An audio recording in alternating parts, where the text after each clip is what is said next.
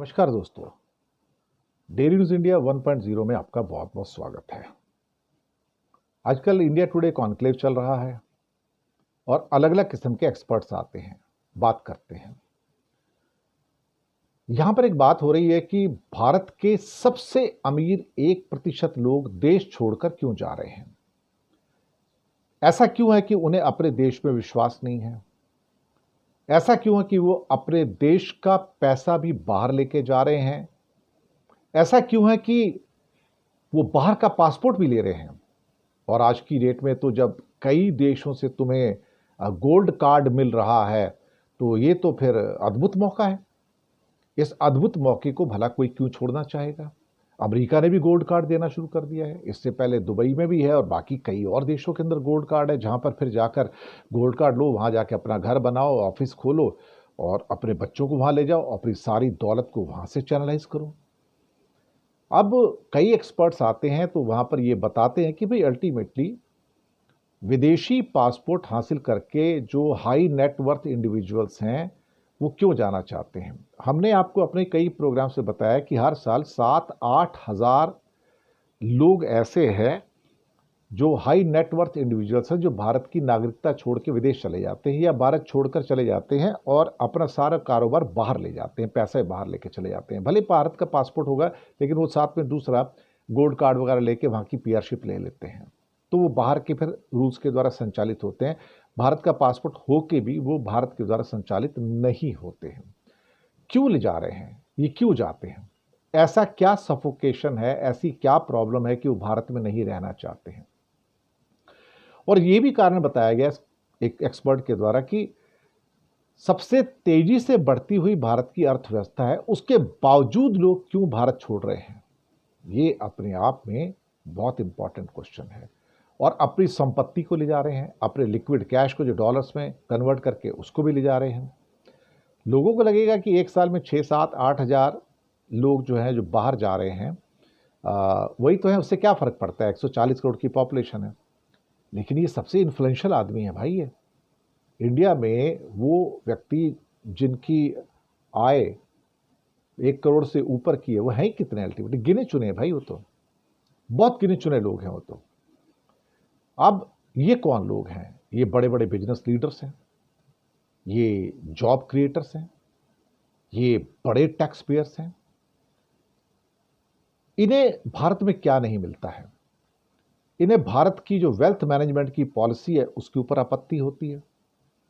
India में जो business opportunities हैं जो कि बड़ी संकीर्ण हो गई हैं वो उनको ठीक नहीं लगती हैं। और भारत की जो आर्थिक पॉलिसी है, इकोनॉमिक पॉलिसी है, उस पर इनके बड़े गंभीर सवाल खड़े होते हैं। इनके पास दौलत है लेकिन ये लोग क्रिएटिव भी आदमी हैं सारे के सारे, ये जॉब भी देते हैं, लेकिन उसके बावजूद भी भारत की ब्यूरोक्रेसी या टैक्स व्यवस्था ऐसी कि जो लगातार इनके ऊपर टॉर्चर करती है और उनको एज ए क्रिमिनल काउंट करती है, उनको इज्जत नहीं देती। मैं आपको बताऊं, ये बात सच है। भारत में जीएसटी हो या इनकम टैक्स हो या बाकी जो टैक्स डिपार्टमेंट है, साथ में आज की डेट में तो ईडी वाले भी आ जाते हैं, सीबीआई वाले भी आ जाते हैं। वो आपको दबाने के लिए, कुचलने के लिए हमेशा चारों ओर से तैयार रहते हैं। अब इसमें एक यंग जनरेशन जो आई है, जितनी की सो कॉल्ड हमारे बिजनेस लीडर्स की है, वो नई फैक्ट्रियां नहीं खोलना चाहते इंडिया में, कतई भी नहीं। ये लोग अपने आप को दुबई शिफ्ट करना चाहते हैं, सिंगापुर शिफ्ट करना चाहते हैं और वहां जाके अपना फैमिली ऑफिस खोलना चाहते हैं, दुनिया के स्टॉक्स पे इन्वेस्ट करते हैं। अब हो सकता है कि भारत में बिजनेस करना पहले से, कुछ लोग कहते हैं ठीक ठाक है, कुछ लोग कहते हैं और मुश्किल हो गया है। तो अगर 7-8 हज़ार लोग निकल के दुबई, सिंगापुर, अमेरिका और यूके का पासपोर्ट ले रहे हैं, किसी और कंट्री का पासपोर्ट ले रहे हैं, ऑस्ट्रेलिया का ले रहे हैं, गोल्ड कार्ड तो अमेरिका से भी आ गया है, तो अल्टीमेटली अपने बच्चों के भविष्य के लिए, उनकी बेटर एजुकेशन के लिए, better you can say ease of living के लिए, बेटर हेल्थ फैसिलिटीज के लिए वो लोग बाहर जाते हैं। अब ये लोग जिस एरिया में इन्वेस्ट करना चाहते हैं वो भारत का रेगुलेटरी सिस्टम इनको परमिशन नहीं देता है। जैसे कि ये लोग प्राइवेट डेट, क्रिप्टो करेंसी या फिर मेटा और गूगल जैसी टेक्नोलॉजी के स्टॉक्स में ये लोग इन्वेस्ट करना चाहते हैं, या माइक्रोसॉफ्ट में इन्वेस्ट करना चाहते हैं, एप्पल में इन्वेस्ट करना चाहते हैं, ओपन एआई में इन्वेस्ट करना चाहते हैं। लेकिन भारत का जो सिस्टम है वो उनको ऐसा करने से रोकता है कि भाई आप धंधा नहीं कर सकते, आप क्रिप्टो करेंसी में धंधा करेंगे तो मैं आपके ऊपर ऑलमोस्ट 28-30% का टैक्स मार दूंगा आपको।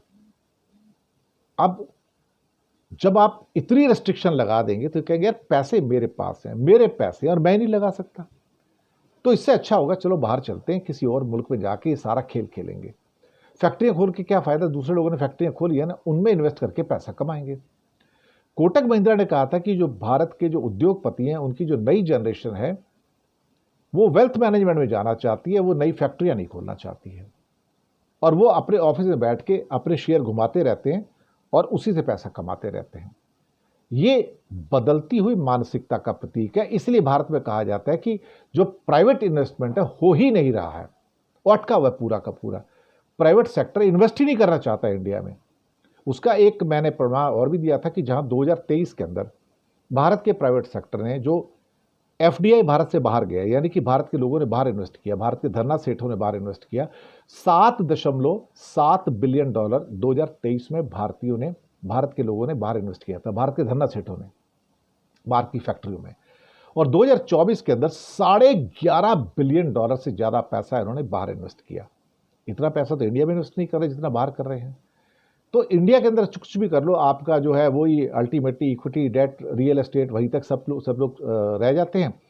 इन लोगों को जो नई जनरेशन है, जो इनको ग्लोबल फुटप्रिंट चाहिए, इन्हें चाहिए कि मेरे पैर पूरी दुनिया के ऊपर पड़े, सिर्फ हिंदुस्तान तक मैं शिफ्ट ना करूं।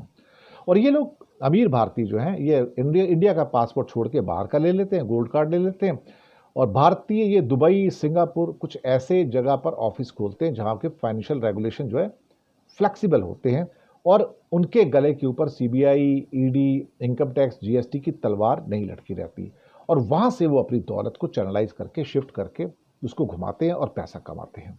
और वहां से इनके पास पूरी दुनिया के अंदर किसी भी जगह पे इन्वेस्ट करने की एक फैसिलिटी हो जाती है। तो वो बंधन में नहीं बनते, वहां पर जो भारत में जो रेगुलेटरी बंधन है उससे मुक्त हो जाते हैं। तो इसलिए ये लोग भारत छोड़ छोड़ के जा रहे हैं। वो भारत के अंदर अपने आप को सफोकेटेड महसूस करते हैं, या ये कहा जाए कि वो भारत के अंदर अपने आप को बंधा हुआ महसूस करते हैं कि वो आज़ादी नहीं है हमें काम करने की जो उन मुल्कों के अंदर है। तो बहुत बहुत शुक्रिया आप सबका, फीडबैक दीजिएगा।